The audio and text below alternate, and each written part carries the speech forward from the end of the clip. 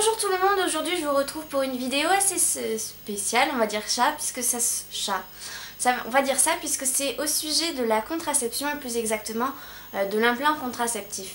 Donc tout simplement parce que je l'ai testé, pour moi personnellement, et je l'ai récemment changé, donc je voulais vous en parler. Alors tout d'abord, l'implant contraceptif, c'est un petit bâtonnet de 4 cm avec une épaisseur de 2 mm qu'on va placer sous le muscle juste là. Voilà, donc le bras droit, le bras gauche, ça c'est vous qui décidez. Et qui va libérer une substance, donc le nom c'est, j'ai pris là un notice exprès, l'étonogestrel. Du coup il y a une 68 mg à l'intérieur du bâtonnet qui va se libérer continuellement dans votre flux sanguin.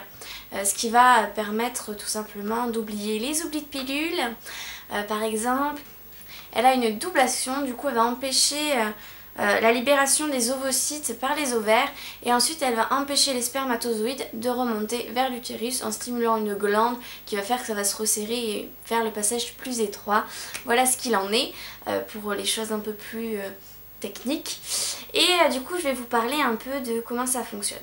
Donc quand on va vous le poser, on va d'abord vous anesthésier un petit peu au niveau du bras, donc soit par une crème, soit par un patch qui va vous...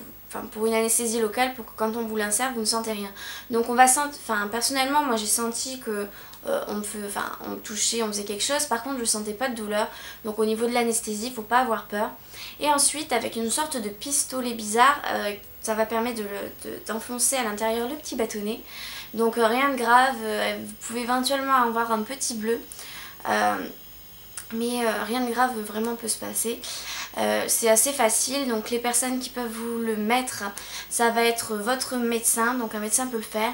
Également les sages-femmes et bien sûr votre gynécologue. Mais si jamais vous ne savez pas où aller, pensez toujours au planning familial. Même quand vous êtes adulte, vous pouvez y aller, il n'y a pas de souci. Il n'y a pas que les femmes qui ont envie d'avorter qui y vont. Moi c'est là-bas que je vais tout simplement parce que mon médecin ne fait pas le changement d'implant. Et attendre à chaque fois un médecin, le rendez-vous avec le gynéco, là je pouvais pas vraiment attendre. Du coup je suis allée là-bas. Donc une fois que cette chose est faite, vous avez 3 ans normalement. Donc après il y a 3 possibilités qui s'offrent à vous. Soit vous avez plus vos règles, soit vous les avez presque tout le temps. Donc là en général au bout d'un certain temps, on doit attendre entre 2 et 3 mois pour vérifier que ça s'actualise, que ça se met pas normalement après. Donc si au bout de 2-3 mois vous avez encore vos règles, là vous allez chez votre médecin et elle va tout simplement vous l'enlever et ça va revenir à la normale. Ensuite l'autre possibilité c'est que vous avez vos règles normalement ou à peu près. Personnellement mon cas c'est que les 3 dernières années j'avais toujours mes règles. Mais pas de façon régulière. Je pouvais ne pas les avoir pendant 3 mois, ensuite je pouvais ne pas les avoir pendant 6 mois, puis après je les avais tous les mois. Franchement ça dépend. Après le temps de vos règles peut différencier. Moi je les avais plus longtemps mais j'en perdais moins. Donc c'était autre chose. Chacune réagit différemment forcément. Donc moi j'ai eu plutôt de chance. Bon, j'aurais préféré ne plus avoir mes règles. Mais bon. Ensuite, pour vous rassurer, quoi qu'il arrive, au pire, si jamais vous faites partie de celles qui n'ont pas de règles, vous pouvez toujours faire un test de grossesse pour en être sûr, pour éviter de psychoter. Quoi qu'il arrive, vous êtes normalement obligé de faire un test de grossesse 3 semaines après la pose de l'implant, tout simplement parce que, comme ça, la première semaine pour lequel vous ne devez pas avoir de rapport non protégé, le temps que ça se mette en place est passé, plus les 2 semaines qui font qu'un résultat de grossesse positif se voit dans une prise de sang. Mais si jamais vous avez peur, vous pouvez très bien vous prendre un test de grossesse en pharmacie, il n'y a pas de souci. Donc après 3 ans, il faut penser à le changer. Donc soit comme moi, contrairement à moi plutôt, vous le faites, vous prévoyez à l'avance, soit comme moi, vous n'avez pas trop envie qu'on vous découpe le bras. J'exagère quand je dis découpe, c'est une toute petite incision. Et l'incision elle est grande comme ça, un maximum. Mais quoi qu'il arrive, vous avez un peu peur de vous faire qu'on l'enlève du bras et qu'on en rajoute un autre parce que vous savez pas trop quoi vous attendre. Et là, faut faire autrement. Donc, du coup, moi j'ai attendu comme une imbécile. Et ensuite, je l'ai fait changer. Du coup, j'ai pris rendez-vous, comme je vous ai dit, au planning. Et elle m'a changé l'implant. Du coup, j'ai eu le droit à la crème cette fois anesthésiante. La fois d'avant, j'avais le patch qui fonctionne très bien. Les deux. Et elle m'a changé. Bon, pas de chance pour moi, elle a traversé une veine en posant l'implant, ce qui fait que si vous voyez, voilà, j'ai un bleu immense. Donc rassurez-vous, c'est très rare que ça arrive. Mais je voulais quand même vous en parler. Tout simplement parce que moi j'ai aucune veine apparente, parce que j'ai la peau assez épaisse, assez claire et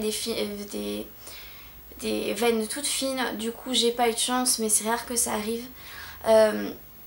Donc vous inquiétez pas, moi j'ai des amies, elles l'ont changé aussi, elles n'ont pas eu ça. Éventuellement il y en a quelques-unes, elles ont un petit bleu, mais pas de la taille du mien, leur bleu c'est de cette taille là.